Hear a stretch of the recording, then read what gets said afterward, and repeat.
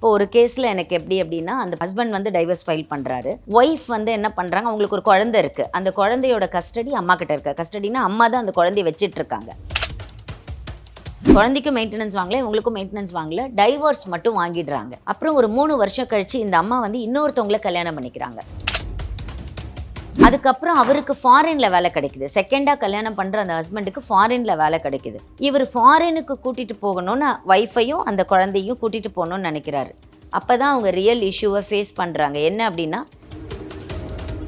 இல்லை குழந்தைக்கு மெயின்டெனன்ஸ் அப்படின்னா இது கூட நிறைய பேருக்கு ஒரு ப்ராப்ளமாக இருக்கும். இந்த மெயின்டெனன்ஸ் அப்படிங்கிறது வந்து அப்படியே அம்மா கிட்ட கொடுத்துட்டு போயிடுவாங்க. ஒரு 10 லட்ச ரூபா கொடுக்குறாங்க, ஒன் டைம் செட்டில்மெண்ட், இல்லை ஒரு 30 லட்ச ரூபா கொடுக்குறாங்க அப்படின்னா அம்மா வந்து அவங்க பேரில் வாங்கிக்குவாங்க. அதுக்கப்புறம் அது குழந்தைக்கு மெயின்டெனன்ஸாக போகுதா, கரெக்டாக போகுதா, அந்த குழந்தைய மெயின்டைன் பண்ண முடியுதா அப்படிங்கிறது வந்து எங்களால் தீர்மானிக்க முடியல அப்படின்னு நிறைய ஹஸ்பண்ட்ஸ் வந்து சொல்லுவாங்க.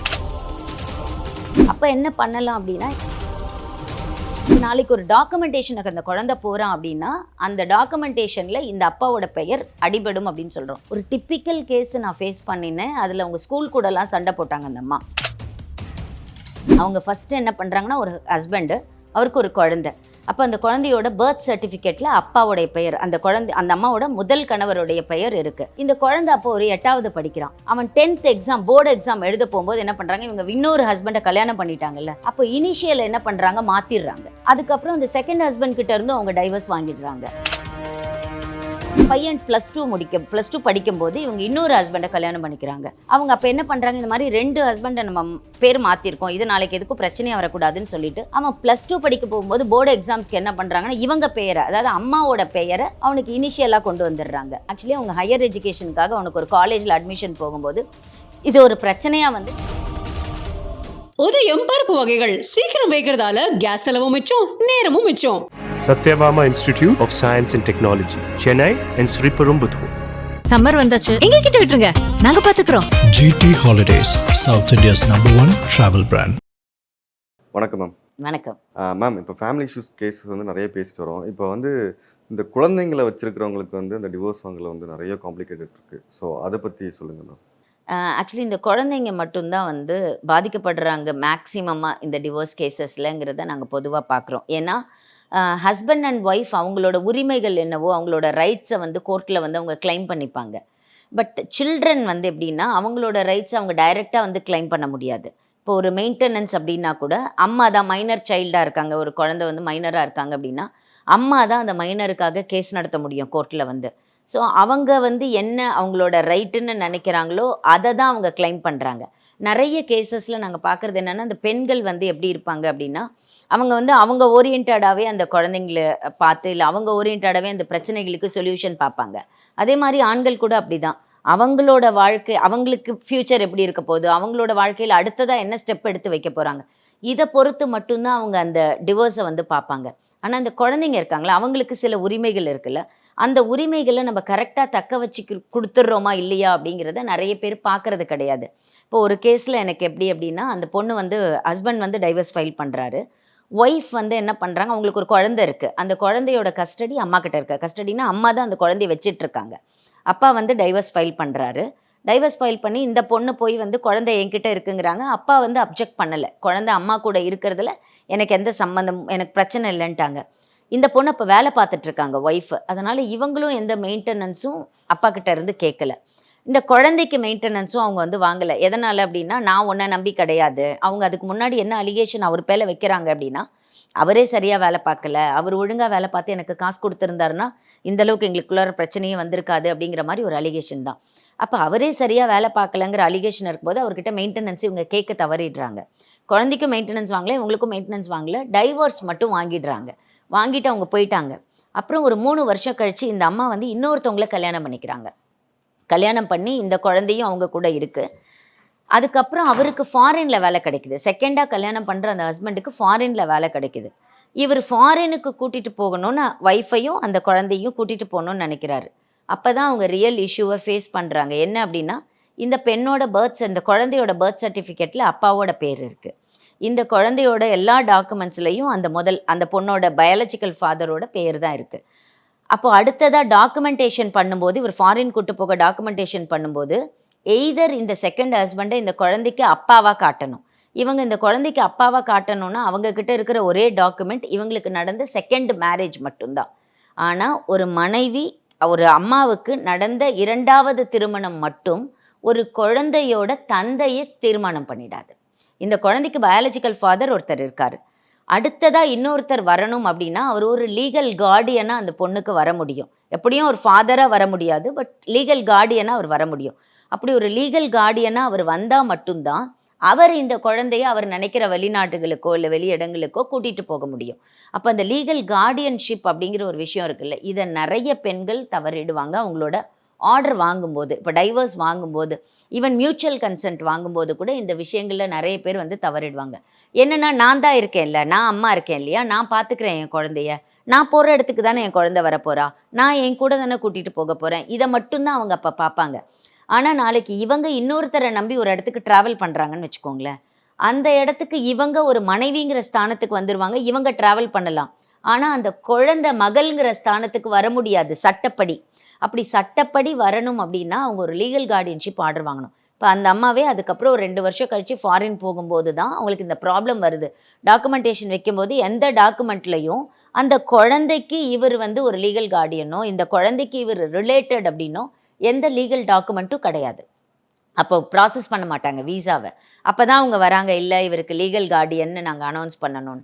இந்த பிரச்சனையிலையும் என்ன வரும்னா, நீங்கள் லீகல் கார்டியன்னு ஒரு 2வது கணவரை வந்து நீங்கள் போடணும் அப்படின்னா முதல் கணவரோட சம்மதம் இருக்கணும். அவர் வந்து முதல்ல இதுக்கு ஒத்துக்கணும். இவங்க அவர்கிட்டலாம் டைவர்ஸ் வாங்கி ஒரு 2-3 வருஷம் போயிட்டு அதுக்கப்புறமா லேட்டர் ஸ்டேஜில் உள்ளார வருவாங்க, எனக்கு அவர்கிட்ட வந்து லீகல் கார்டியன்ஷிப் வாங்கி கொடுங்க. அவர் எங்கே இருக்காருன்னு கண்டுபிடிக்க முடியாது, அவரை கூப்பிட்டு அவர்கிட்ட நீங்கள் பர்மிஷன் வாங்கணும். இந்த மாதிரியான நிறைய பிரச்சனைகளை அவங்க அந்த சமயங்களில் ஃபேஸ் பண்ணுவாங்க. ஸோ ஒரு டைவர்ஸ் டிக்ரி டிசைட் பண்ணும்போது அது மியூச்சுவல் கன்சென்ட்டில் அவங்க டிசைட் பண்ணாலும் சரி, ஆர் கண்டஸ்டடாக ஒரு டைவர்ஸ் அவங்க வாங்குறாங்க அப்படின்னாலும் சரி, இந்த குழந்தை இருந்தாங்க அப்படின்னா அந்த குழந்தைக்குரிய எல்லா உரிமைகளையும் அவங்க அப்போவே ஊர்ஜிதப்படுத்திக்கணும், தீர்மானப்படுத்திக்கணும். அது ரொம்ப முக்கியம் அப்படின்னு நினைக்கிறோம். இப்போ ஒரு மெயின்டெனன்ஸ் அப்படின்னு சொன்னீங்கன்னா மெயின்டெனன்ஸ் சொல்லிடணும். அதே மாதிரி ஒரு ப்ராப்பர்ட்டி எழுதி கொடுக்குறீங்க அப்படின்னா அந்த ப்ராப்பர்ட்டியை அந்த குழந்தை பேரில் எழுதி கொடுத்துருந்துருக்கணும். இல்லை அந்த குழந்தைக்கு லீகல் கார்டியன் அப்படின்னு சொல்லி ஒரு அம்மா வாங்கிட்டாங்க அப்படின்னா அதுக்கப்புறம் அவங்க அம்மா யாரை வேணும்னா சம்மதிக்க வைக்கலாம். இப்போ அப்பா கிடையாது, நான் தான் லீகல் கார்டியன்ஷிப், இந்த குழந்தை சம்பந்தமான லீகல் கார்டியன்ஷிப் சம்மந்தமாக எல்லா முடிவுகளையும் எடுக்கிறதுக்கு வந்து நான் வந்து அந்த குழந்தையோட அம்மாவுக்கு பர்மிட் பண்ணுறேன் அப்படின்னு அப்பா சொல்லணும். இந்த வார்த்தைகளை எல்லாம் அவங்க சொல்லிட்டாங்கன்னா தான் அடுத்த கட்டமாக அவங்க அந்த குழந்தையோட லீகல் கார்டியன்ஷிப்பை பற்றி அவங்க டிசைட் பண்ண முடியும். இந்த விஷயங்களை நிறைய பேர் தீர்மானிக்கிறது இல்லைன்னு நினைக்கிறேன். எப்படி தீர்மானிக்கிறாங்க அப்படின்னா, நான் குழந்தை யார்கிட்ட இருக்க போது, என்கிட்ட இருக்க போது, குழந்தைய நீங்கள் எப்போ வந்து பார்க்கலாம், நீங்கள் வந்து வாரத்தில் ஒரு சனிக்கிழமை வந்து பார்த்துக்கலாம், இல்லை மாதத்தில் 2 நாள் பார்த்துக்கலாம். இல்லை குழந்தைக்கு மெயின்டெனன்ஸ் அப்படின்னா இது கூட நிறைய பேருக்கு ஒரு ப்ராப்ளமாக இருக்கும். இந்த மெயின்டெனன்ஸ் அப்படிங்கிறது வந்து அப்படியே அம்மா கிட்ட கொடுத்துட்டு போயிடுவாங்க. இப்போ ஒரு 10 லட்ச ரூபா கொடுக்குறாங்க, ஒன் டைம் செட்டில்மெண்ட், இல்லை ஒரு 30 லட்ச ரூபா கொடுக்குறாங்க அப்படின்னா அம்மா வந்து அவங்க பேரில் வாங்கிக்குவாங்க. அதுக்கப்புறம் அது குழந்தைக்கு மெயின்டெனன்ஸாக போகுதா, கரெக்டாக போகுதா, அந்த குழந்தைய மெயின்டைன் பண்ண முடியுதா அப்படிங்கிறத வந்து எங்களால் தீர்மானிக்க முடியல அப்படின்னு நிறைய ஹஸ்பண்ட்ஸ் வந்து சொல்லுவாங்க. அப்போ என்ன பண்ணலாம் அப்படின்னா, ஏதாவது ஒரு ஃபிக்ஸட் டெபாசிட்ஸ் இல்லை ஒரு ப்ராப்பர்ட்டியாக பண்ணி அதுலேருந்து வர இன்ட்ரெஸ்ட்டில் அந்த குழந்தையோட மந்த்லி மெயின்டெனன்ஸ் அவங்க பார்த்துக்கலாம் அப்படிங்கிறதெல்லாம் இவங்க தீர்மானிக்கலாம். இது வந்து டிவோர்ஸ் டிசைட் பண்ணும்போது இந்த மாதிரியான விஷயங்களை நிறைய பேர் கன்சிடர் பண்ணுறதில்ல. வெறும் கணவனுக்கும் மனைவிக்கும் நடுவில் நடக்கக்கூடிய ஒரு டிவோர்ஸ், நாங்கள் 2 பேரும் பிரிகிறோம் அவ்வளோதான், இதை மட்டும்தான் பார்க்குறாங்களே ஒழிய இவங்க வாழ்ந்த வாழ்க்கையில் நடந்த ஒரு விஷயங்களுக்கு, அதாவது ஒரு குழந்தை பிறந்திருந்தது அப்படின்னாலோ, ஒரு ப்ராப்பர்ட்டி வாங்கியிருந்தது அப்படின்னாலோ, ப்ராப்பர்ட்டியில் பெரிய கன்சர்ன் இருக்கும் நிறைய பேருக்கு. நாங்கள் 2 பேரும் சேர்ந்து சொத்து வாங்கினோம், இதை என் பேரில் மாற்றி கொடுத்துருங்க, நீங்கள் இந்த ப்ராப்பர்ட்டியை வந்து இல்லை இதுக்கு வந்து அவர்கிட்ட கொடுத்துட்டீங்க அப்படின்னா எனக்கு காசு வாங்கி கொடுத்துருங்க, இல்லை இந்த ப்ராப்பர்ட்டியை நான் விற்கிறதுக்கு எனக்கு பிரச்சனை இல்லைன்னு எழுதி கொடுத்துருங்க. அப்போ ப்ராப்பர்ட்டியில் போடுற அந்த கன்சிடரேஷனை, வாங்குகிற பணத்தில் போடக்கூடிய அந்த கன்சிடரேஷனை ஒரு குழந்தையோட நலனை தீர்மானிக்கும் போது போடுறதில்ல அப்படிங்கிறது தான் நாங்கள் பார்க்குற ஒரு வருத்தமான விஷயமா பார்க்குறோம். ஹஸ்பண்ட் கூட அப்படி தான் பண்ணுவாங்க. அவங்க வந்து டிவோர்ஸ் கொடுத்துட்டு போய் மேடம் எனக்கு டிவோர்ஸ் கொடுத்தா போதும், ஓகே, அவள் என்ன கேட்குறா, ஓகே அதை மட்டும் பேசுங்க நீங்கள் என்ன. ஆனால் அந்த குழந்தையோட ஃப்யூச்சர், ஏன்னா பர்த் சர்டிஃபிகேட் இருக்குல்ல, அதில் அப்பாவோட பெயர்னு ஒன்று இருக்கும்ல, அது ஒரு காலத்தில் உங்களால் மாற்ற முடியாதுல்ல. பயாலஜிக்கல் ஃபாதர் அவர் தான், அந்த விஷயத்தை உங்களால் மாற்றவே முடியாது. இப்போ நாளைக்கு ஒரு டாக்குமெண்டேஷனுக்கு அந்த குழந்தை போகிறான் அப்படின்னா அந்த டாக்குமெண்டேஷனில் இந்த அப்பாவோட பெயர் அடிபடும் அப்படின்னு சொல்கிறோம். ஒரு டிப்பிக்கல் கேஸை நான் ஃபேஸ் பண்ணினேன். அதில் அவங்க ஸ்கூல் கூடலாம் சண்டை போட்டாங்க அந்த அம்மா. அவங்க ஃபஸ்ட்டு என்ன பண்ணுறாங்கன்னா, ஒரு ஹஸ்பண்டு, அவருக்கு ஒரு குழந்தை. அப்போ அந்த குழந்தையோட பர்த் சர்டிஃபிகேட்டில் அப்பாவோடைய பெயர், அந்த அம்மாவோட முதல் கணவருடைய பெயர் இருக்குது. அதுக்கப்புறம் அவங்க அவர்கிட்ட இருந்து டைவர்ஸ் வாங்கிடுறாங்க. டைவர்ஸ் வாங்கிட்டு இவங்க இன்னொரு ஹஸ்பண்டை கல்யாணம் பண்ணிக்கிறாங்க. இந்த குழந்தை அப்போ ஒரு 8வது படிக்கிறான். அவன் 10th எக்ஸாம் போர்டு எக்ஸாம் எழுத போகும்போது என்ன பண்ணுறாங்க, இவங்க இன்னொரு ஹஸ்பண்டை கல்யாணம் பண்ணிட்டாங்கல்ல, அப்போ இனிஷியல் என்ன பண்ணுறாங்க, மாற்றிடுறாங்க. இனிஷியல் வந்து செகண்ட் ஹஸ்பண்டோட இனிஷியலை ஐன்னு போட்டு அந்த குழந்தைக்கு கொடுத்துட்டாங்க. அதுக்கப்புறம் அந்த செகண்ட் ஹஸ்பண்ட் கிட்ட இருந்து அவங்க டைவர்ஸ் வாங்கிடுறாங்க. பையன் +2 படிக்கும்போது இவங்க இன்னொரு ஹஸ்பண்டை கல்யாணம் பண்ணிக்கிறாங்க. அவங்க அப்போ என்ன பண்ணுறாங்க, இந்த மாதிரி 2 ஹஸ்பண்டை நம்ம பேர் மாற்றிருக்கோம், இது நாளைக்கு எதுக்கும் பிரச்சனையாக வரக்கூடாதுன்னு சொல்லிட்டு அவன் +2 படிக்க போகும்போது போர்டு எக்ஸாம்ஸ்க்கு என்ன பண்ணுறாங்கன்னா, இவங்க பெயரை, அதாவது அம்மாவோட பெயரை அவனுக்கு இனிஷியலாக கொண்டு வந்துடுறாங்க. இந்த டாக்குமெண்ட்லாம் முடிச்சுட்டு அவன் காலேஜ் போகிறான்ல, நீங்கள் எடுத்து பாருங்களேன், அவனோட இனிஷியல் அவனோட பர்த் சர்டிஃபிகேட்டில் ஒன்று இருக்கும், அவனோட 10th மார்க் ஸ்டேட்மெண்ட்டில் ஒன்று இருக்கும், +2 மார்க் ஸ்டேட்மெண்ட்டில் ஒன்று இருக்கும். அப்போ இது இவனோட இனிஷியல் எது அப்படிங்கிறது நாளைக்கு அவனோட ஹையர் எஜுகேஷனில் பாதிக்கும். ஆக்சுவலி அவங்க ஹையர் எஜுகேஷனுக்காக அவனுக்கு ஒரு காலேஜில் அட்மிஷன் போகும்போது இது ஒரு பிரச்சனையாக வந்து நீங்கள் போய் உங்களோட சர்டிஃபிகேட்ஸில் நேம் எல்லாம் மாற்றி கொண்டு வாங்கன்னு அந்த காலேஜில் சொல்கிறாங்க. இவங்க வந்து ஸ்கூலில் கேட்குறாங்க. ஆனால் ஸ்கூல்லால் பண்ண முடியாது. ஏன்னா ஒரு போர்டு எக்ஸாம்ஸ் எழுதும்போது ஸ்கூலோட ரோல் என்னென்னா, இவங்க கொடுக்குற அப்ளிகேஷனை அப்படியே அவங்க எஜுகேஷன் டிபார்ட்மெண்ட்டுக்கு ஃபார்வர்ட் பண்ணுவாங்க, அங்கே தான் ஃபைனலைஸ் பண்ணுவாங்க. அப்போ கோர்ட்டுக்கு வந்து தான் ஒரு ரிட்டு போட்டு தான் இவங்க அதை மாற்ற முடியும். கோர்ட்டுமே என்ன பண்ணுன்னா, இது ஒரு சிவில் ரைட்டு. நீங்கள் ஏன்னா ஒரு ஹஸ்பண்ட் கல்யாணம் பண்ணியிருக்கீங்க, டைவர்ஸ் வாங்கியிருக்கீங்க, அடுத்த ஒரு ஹஸ்பண்ட் கல்யாணம் பண்ணியிருக்கீங்க, அவருக்கு டைவர்ஸ் வாங்கியிருக்காங்க, இதெல்லாம் தீர்மானம் பண்ணணும் அப்படின்னா நீங்கள் போய் சிவில் கோர்ட்டில் தான் நீங்கள் முடிச்சுட்டு இங்கே வர முடியும். நாங்கள் மேலோட்டமாக இதை எதுவும் சரி பண்ண முடியாது. ஏன்னா இதில் ஒரு 3 இண்டிவிஜுவல் ரைட் இருக்குது. அதை டிசைட் பண்ணணும் அப்படிங்கிறத கோர்ட் தீர்மானிக்கும். அப்போது ஒரு அம்மா அவங்க டைவர்ஸ் வாங்கும்போதோ அல்லது ஒரு அப்பா அவங்க டைவர்ஸ் வாங்கும்போதோ இந்த குழந்தைங்களோட ஃப்யூச்சர், அவங்களோட ரைட் என்ன, அவங்களுக்கு என்னென்ன தேவை அப்படிங்கிறத தீர்மானிக்க வேண்டியது இந்த மாதிரியான டைவர்ஸ் வழக்குகளில் மிக மிக முக்கியம் அப்படிங்கிறத இந்த வழக்குகள் வாரியாவது நீங்கள் தெரிஞ்சுக்கணும்னு நினைக்கிறேன். ஓகே மேம், நீங்கள் பேசுனது நிறைய பேருக்கு யூஸ்ஃபுல்லாக இருந்திருக்குன்னு நினைக்கிறேன். Thank you so much ma'am. நன்றி. உதயம் பருப்பு வகைகள் சீக்கிரம் வைக்கிறதால கேஸ் செலவும் மிச்சம், நேரமும் மிச்சம். Satyabama Institute of Science and Technology, Chennai and Sriperumbudur.